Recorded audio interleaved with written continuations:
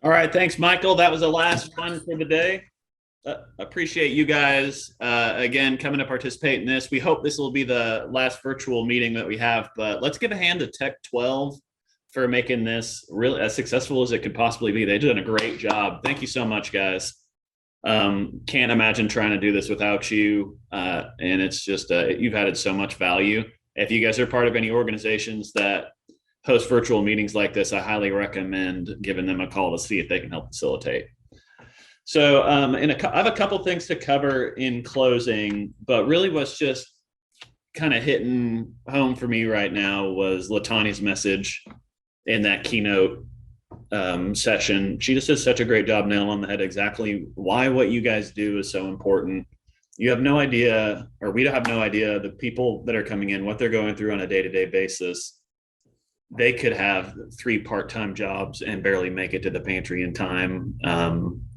And then they see a friendly face that's welcoming them in there. It's enough to make a huge difference and give them that seed of hope they need to succeed going forward, even just to the next day. And that's okay if they need that. Just that little ray of sunshine and positivity that you guys provide every single time you open those pantry doors. Just short story. So this actually just happened yesterday. So I'm dog sitting for my mother. It's actually my dog. I bought her when I was a sophomore in college. She's a dachshund. She's 17 years old. So that's 120, I don't know what, in dog years. She's been around for half my life. She's been my companion for a really, really long time. And she recently went to live with my mom just because she's home. She's retired, so she can watch her and give her the attention that she needs. But mom was gone, so I'm watching the dog. Archimedes is her name. And I know that's not a great name, but it's named after the owl and Sword in the Stone, if you guys have seen that. So she's just needs a little bit more assistance this time of her life. And I put her outside when I went to work. Yesterday, she really likes sitting out in the sun. So I put her outside and I get home last night and she's gone. She is out of the fence. My wife is already running around the neighborhood looking for her. Didn't even text me. She didn't have time. She's trying to find this dog because she knows how important she is to me. And the dog is basically blind and basically deaf. So if she's too far from the house, she can't hear us calling. She's never going to find her way back home. And it was just like, it was kind of what really hit me is, well, how scared is she right now? Like she's in a position that she never thought she was going to be in. What kind of emotional state is she in right now? Like that's what made me more sad than anything and scared is like if she spends a night outside, like she's just going to be terrified. That's the most scared she's ever going to be in her entire life. So we're running around. I'm sure all of us have lost a dog at some point. So this ends well, by the way, if any of you are on the edge of your seats. There's good news. So we're running around for a couple hours, and then we're honestly about to stop looking. Just I don't know what to do. It's getting dark, and we see this little silver Honda Civic pull up. We're driving around. We're crazy people on the road right now, pulling U-turns, trying to find the dog before she gets to the highway. So we're very obvious that we're frantic and looking for something. And this silver car comes and pulls up to us, and he gets out, and there she is in her arms, little Archimedes. And he waves us down and says, "Hey, I saw you guys driving like crazy. I figured this is your dog." It's a young kid. He was probably like 20, 22 years old, 24 years old at the most. And he said, "Yeah, I saw her running around. She's about to hit Old Jacksonville, which is a pretty busy highway in Tyler. There's no way she absolutely would have been hit by a car if she made it that far."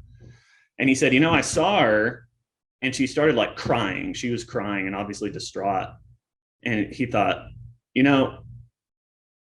I'm really worried for this dog. I'm going to take this time out of my day. He's dropping his brother off at Boys and Girls Club, or bringing him home from Boys and Girls Club. I'm going to stop and I pick this dog up. I don't know what his end game was. I don't know what are the chances that he finds the people that are looking for this dog? There's no way. She didn't even have a collar on. So he's this random act of kindness. I'm going to pick this dog up. And he found us. And it's kind of what I was saying at the end of Latania's message is you don't know how deep your impact. Like he just stopped and is helping this poor little dog out because she was crying. She's been my companion for 17 years. She's my mom's companion. She's my 15 nieces and nephews. They love that dog like nothing else. And this guy took 15 minutes at the most out of his day to help this dog.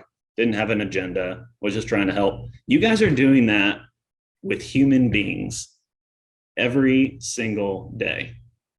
And even if it's, shoot, I'm sorry that we didn't have enough meat today, or the produce isn't as good as it usually is, like 20 pounds of canned goods is, to a person that's struggling or just needs some help, or just a smile as they go out the door, like that can completely change their day, their lives, their week. You guys are doing that all the time. So I just wanted to thank you so much for what could potentially be a thankless job on some days. You think, man, this is a volunteer. None of us are getting paid. Or I got to be up here at 6 o'clock in the morning to meet the delivery guy. Thank you so much for all the work that you guys put in. It truly is making a huge difference. So this guy stopped and helped me, and now my entire family's happy. You guys are doing that every day to hundreds and thousands of people that need food.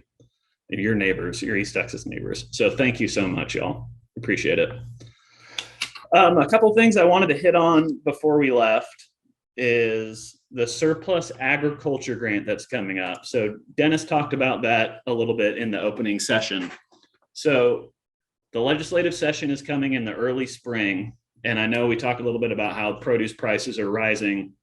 This is so important to food banks here in Texas, not only, but also farmers in Texas. And basically what the bill does is it helps pay them for the stuff that they wouldn't be able to send to market. So they're getting money for produce that they'd have to till under anyway. So we're getting produce at a pick and pack fee, which is way cheaper than retail or anywhere else we can get it. And they're getting paid for that crop. So it's Texans feeding Texans, Texans supporting Texans. And then it goes to the clients that you guys serve. And we're asking for a 200% increase, which is wild, but I think we can get it. Not 200% increase, twice as much, excuse me. So I think it's so important. You guys have seen the numbers at your pantries in spring and summer. It's just more people are coming than ever. There's a little bit more franticness in the air too. We've served 200% more people since COVID started. So it's just newer people that aren't used to coming to a pantry. They're coming.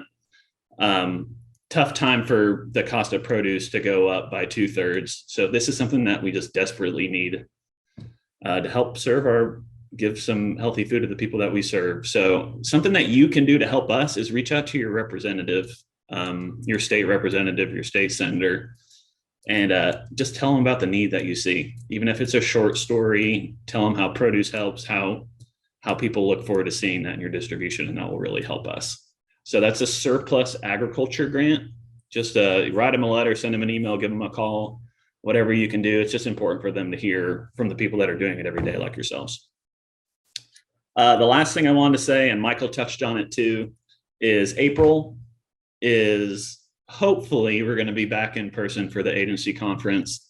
This is great. Tech 12 was great, but I think there's nothing substitutes being able to see you guys in person, sharing a lunch across the table from y'all. So we're looking for venues. If they open back up at that time, we're going to let you know about it as soon as possible.